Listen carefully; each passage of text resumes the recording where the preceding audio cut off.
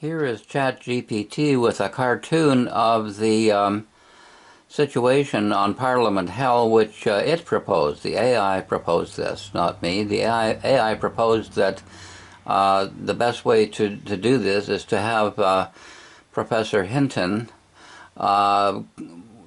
in Parliament with a teaching robot, working together. So HintonBot would be working with the real Professor Hinton before the Houses of Parliament.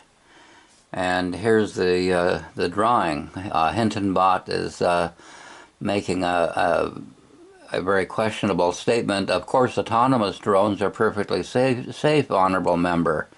And Professor Hinton is saying, it's not that simple, and there are still risks. Yes, of course. So, but the problem with robotics in general is that the whole robotics system, which is about to explode on the world, is, in general, an autonomous extension of the AIs, and the dangers it presents are magnified by the degree of autonomy, the sensors and effectors of the robotic extensions of AI. And that is another reason why we have to act on this matter of educating Parliament really, really fast. This is ChatGPT. In what ways can HintonBot from the House of Robots in Parliament Hill do a better job at explaining how AI robotic systems work than the real Professor Hinton? Fun premise, GPT replies, but if we drop the Parliament Hill HintonBot satire for a second, the real comparison is actually pretty interesting. Of course it is interesting. And it is profoundly important and current. So here's number 1, here's number 2, number 3, number 4, number 5, number 6, number 7.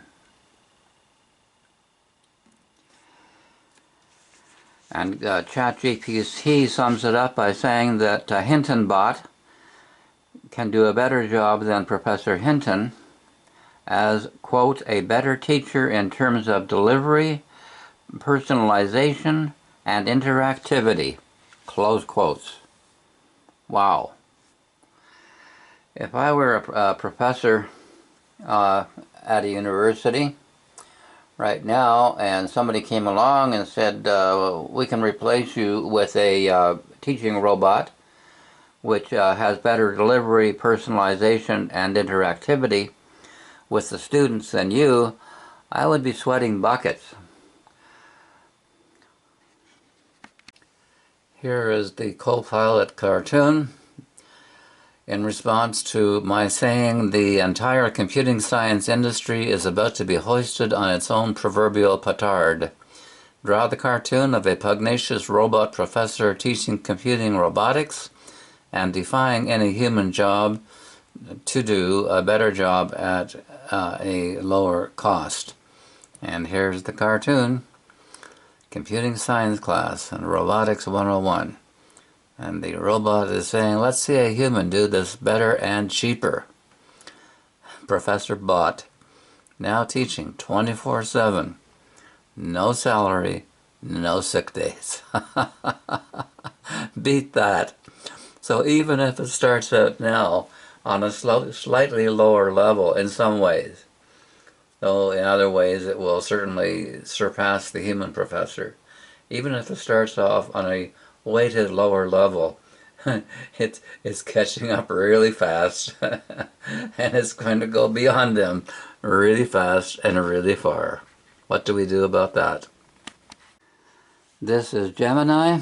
When you receive a message like this, is it possible for you to explain the deterministic probabilistic steps between my input and your output?